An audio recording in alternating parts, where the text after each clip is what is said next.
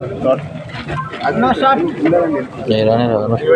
And electronic media మిత్రులందరికీ కూడా ధన్యవాదాలు, నమస్కారం తెలియజేసుకుంటూ ఈరోజు జరిగినటువంటి మున్సిపల్ చైర్మన్ అదేవిధంగా వైస్ చైర్మన్ ఎన్నికల ప్రక్రియలో మరి భాగంగా మరి సిపిఐ మరి కాంగ్రెస్ సంబంధించినటువంటి కౌన్సిలర్ అందరం కూడా ఈ ఎన్నికల ప్రక్రియలో పాల్గొనడం జరిగింది. మా తరఫున కూడా చైర్మన్గా మరి తేజస్విని గారిని అదేవిధంగా మరి సిపిఐ పార్టీ నుంచి నేను వైస్ చైర్మన్గా ప్రపోజల్ చేసి ఆ ఎన్నికల లోపల నిలబడడం జరిగింది. ప్రత్యర్థులైనటువంటి వాళ్ళు వాళ్ళకు ముఖ్యంగా కాంగ్రెస్ పార్టీ క్యాండిడేట్లు లేక వాళ్ళలో ఉన్నటువంటి జనరల్ సీట్ లోపల క్యాలిబరీ ఉన్నటువంటి వాళ్ళు ఉన్నప్పటికీ కూడా వాళ్ళకు సమర్థవంతులకు అవకాశం ఇవ్వకుండా ఇండిపెండెంట్లకు అంటే వాళ్ళకు క్యాండిడేట్ లేకపోతే ఇండిపెండెంట్కు కాంగ్రెస్ చేయవలసిన దుస్థితి ఇలా అధికారంలో ఉన్నటువంటి పార్టీ ముఖ్యంగా డాక్టర్ మురళీనాయక్ గారు చేసినటువంటి విధానం మీరు ఒకసారి ఆలోచించవచ్చు. ఆ పార్టీకి క్యాండిడేట్ లేకపోవడం వల్ల లేదా ఉన్నోళ్ళకి అవకాశం ఇవ్వలేదు. దాని వెనుక మతలబ్ ఏంటిదో వారికి ఎరక భవిష్యత్తులో కూడా ఇలాంటి పనికి ఎందుకు మురళీనాయక్ గారు డాక్టర్ మురళీనాయక్ ఎమ్మెల్యే గారు మరి ప్రయత్నించిందో మనకు రాబోయేటువంటి రోజుల్లో తెలుస్తుంది. ఏదేమైనా కూడా చైర్పర్సన్ స్థానం వాళ్ళు మరి వచ్చినప్పటికీ కూడా వాళ్ళకు ఉన్నటువంటి అధికార పార్టీ అయినప్పటికీ కూడా వాళ్ళ సమర్థవంతమైనటువంటి అభ్యర్థిని తీసుకొచ్చి వాళ్ళ పార్టీ లోపల లేకపోవడం వల్ల వీళ్ళు ఇండిపెండెంట్ కాంగ్రెస్ అభ్యర్థులుగా వాళ్ళు ముందుకు రావడం జరిగింది. ఏదైనా ఈ విషయం లోపల నైతిక విజయం మాదే అని చెప్పి ఈ సందర్భంగా తెలియజేస్తున్నాం. మొత్తంగా ఉన్నటువంటి ఈ యొక్క హంగు సిచ్యువేషన్ ఏర్పడింది. అంటే ఎవరికి మెజార్టీ రానటువంటి స్థితి రావడం ప్రధాన కారణం ఏంటంటే మాకున్న అవగాహన ప్రకారం, ఎందుకంటే రాష్ట్రంలో జరిగినటువంటి గత ఎన్నికల సందర్భంలో అసెంబ్లీ ఎన్నికల్లో వారితో స్నేహపూర్వకంగా వాళ్ళతో ఉన్నటువంటి రాజకీయ పార్టీగా స్థానికంగా డాక్టర్ మురళీనాయక్ గెలుపు కోసం మరి ఆర్నిసలు మరి బల్బం కట్టుకొని గల్లీ తండకు వాడవాడ తిరిగిను. అలాంటి మా యొక్క పార్టీని మా యొక్క గొంతులను మున్సిపాలిటీకి రాకుండా చేయాలి, గొంతు నొక్కాలని కుట్ర చేసి మోసం చేసిండు. ఆ విషయాన్ని మేము తేటతెల్ల ప్రజలకు చేయడం జరిగింది.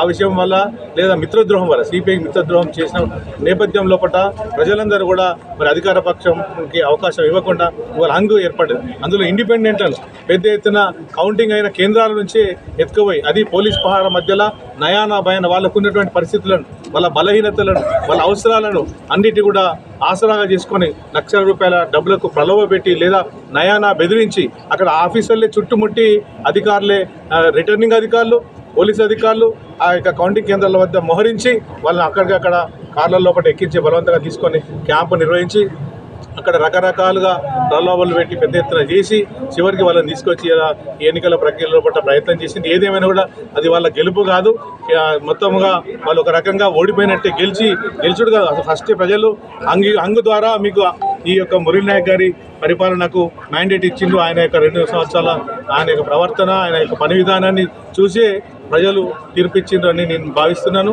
ఆ నేపథ్యం లోపల ఈ హంగు ఏర్పడిన నేపథ్యం తర్వాత మరి వాళ్ళు చేసినట్టు అన్ని రకాల ప్రయత్నాలతోటి వాళ్ళ ఎట్టకేళ్ళకు అది కుర్చీని అధిష్ఠించినా కూడా మా అభిప్రాయము ప్రజల అభిప్రాయం లోపల కాంగ్రెస్ లోపల వైఫల్యం చెందింది.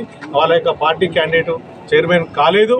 ఇండిపెండెంట్ను తీసుకొచ్చి రకరకాల ప్రలోభాలు పెట్టి లక్ష రూపాయల గుమ్మరిచ్చి అధికారులను మేనేజ్మెంట్ చేసి రిజర్వేషన్ల ప్రక్రియ కాడ కానీ ఓటర్లు అధికం చేర్పించడం కానీ ఇదంతా తంతు చేసి ఇవాళ చావుదొప్పి కన్నులు లొట్టపోయిన చందంగా ఇవాళ ఈ యొక్క కాంగ్రెస్ పార్టీ మానుకోవడం పరిస్థితి ఉంది. ముఖ్యంగా డాక్టర్ మురళీనాయక్ గారు మా పార్టీ ముఖ్యంగా సిపిఐ పార్టీని మాలాంటి వాళ్ళను మున్సిపాలిటీలోకి అడుగుపెట్టద్దని చెప్పి చాలా తీవ్రంగా ప్రయత్నం చేసింది.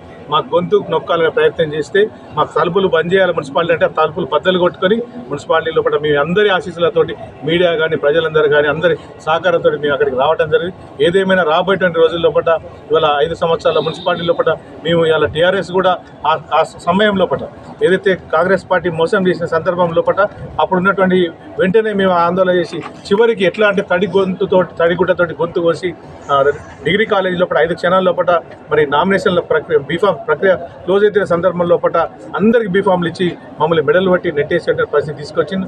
అంత అమానవీయంగా ఎవరు ప్రకటించారు రాజకీయాల పట్ల ఇంత దిగజారి మోసం ఎవరు కూడా చేయరు.